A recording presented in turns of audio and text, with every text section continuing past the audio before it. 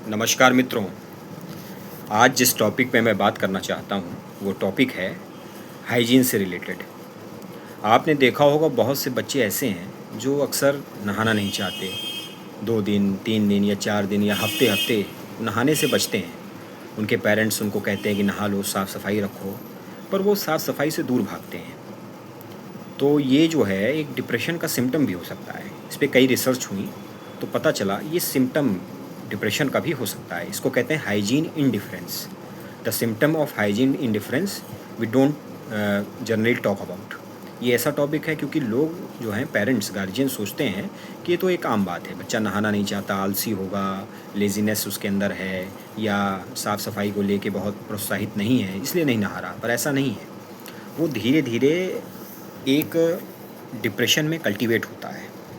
जिसके अंदर अवसाद होगा, डिप्रेशन होगा, हो सकता है थोड़ी मात्रा में वो धीरे धीरे कम नहा रहा हो, साफ़ सफाई ना रख रहा हो, अपनी चीज़ों को सही से अरेंज करके ना रख रहा हो, तो लोगों को लगता है ये इसकी आदत है, हैबिट है। पर वो हैबिट धीरे धीरे डेवलप होती है और सीवियर कंडीशन में डेवलप होती है। जब वो सीवियर कंडीशन में डेवलप होगी तो वो मेंटल हेल्थ को इफ़ेक्ट करती है। और ये एक तरह का इल हेल्थ है, ये मेंटल हेल्थ से रिलेटेड, जिसके लिए काउंसलिंग, बच्चों को समझाना और उनको इसके बारे में अवगत कराना बहुत ज़रूरी है। पर पेरेंट्स ध्यान नहीं देते हैं और कई बार ये बात जो है बहुत बढ़ जाती है। इसके कुछ जो है टाइप्स होते हैं, सिम्टम्स होते हैं, जैसे loss of interest and motivation. उसका इंटरेस्ट और मोटिवेशन किसी चीज़ में नहीं होगा, कोई उसका लाइफ का एम या गोल नहीं होगा, कुछ उसे पसंद नहीं आएगा। फैटीग है, लैक ऑफ एनर्जी है, थका थका सा महसूस करेगा। और कॉग्निटिव सिम्टम्स भी होते हैं, जैसे he can't think clearly and make decision making उसकी बड़ी पुअर हो जाएगी। कोई डिसीज़न नहीं ले सकता वो, क्या उसके लिए सही है, क्या गलत है, क्या उचित है, क्या अनुचित है। फीलिंग ऑफ वर्थलेसनेस, उसे ऐसा लगता है कि मेरे लिए कुछ नहीं है, मेरे वर्थ लायक कुछ नहीं है, ये जीवन बेकार है, या मैं कोई काम नहीं कर सकता, मैं किसी चीज़ में सफल नहीं हो सकता। विड्रावल एंड आइसोलेशन हो जाता है, वो लोगों से कट जाता है, अपने परिवारजनों से कट जाता है और अकेला रहना उसको पसंद आता है।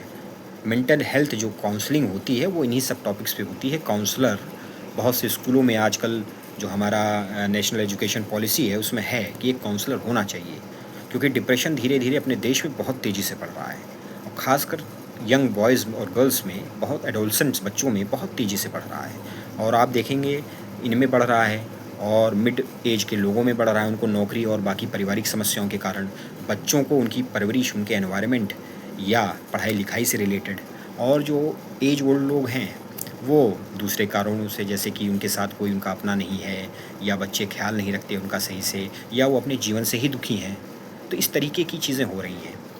तो mental illness can impact your hygiene. तो मेंटल इलनेस जो होती है वो हाइजीन को भी इफेक्ट करती है।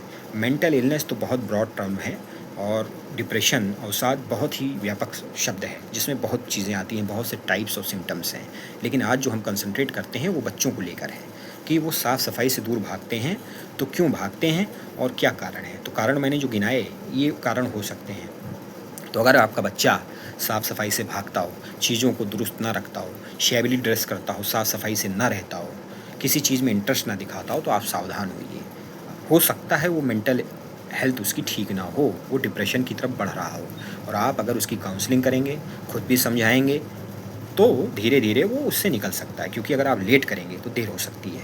तो इस बात पे ध्यान दें, क्योंकि अपने भारतवर्ष में, अपने इंडिया में बहुत कम लोग इस बात को समझते हैं। आज भी हम डिप्रेशन को एक बीमारी समझते हैं। बीमारी नहीं है ये बहुत ही अच्छे तरीके से डील की जा सकती है और ठीक की जा सकती है, बशर्ते कि आप समय से उचित प्रयास करें। अगर आप लेट करेंगे तब ये खतरनाक बीमारी बन सकती है, क्योंकि हमारे यहाँ इसके अच्छे डॉक्टर्स भी नहीं हैं, अच्छे काउंसलर्स भी नहीं हैं, अच्छे हॉस्पिटल्स भी नहीं हैं। और मेंटल हेल्थ अगर ख़राब हुई तो पूरा जीवन बहुत ही धीरे धीरे, जैसे दीमक एक लकड़ी को ख़त्म करता है, उसी प्रकार से मेंटल हेल्थ अगर डिस्टर्ब हुई, डिप्रेशन आया, तो पूरे जीवन को तबाह कर सकता है। एक अच्छा इंसान जो कि पृथ्वी पे बहुत कुछ कर सकता था, लेकिन वह इस कारण से, क्योंकि वो खुद इसमें फंसा हुआ है, तो उसको निकालेंगे उसके परिवारजन, उसके दोस्त मित्र, उसके गार्जियन।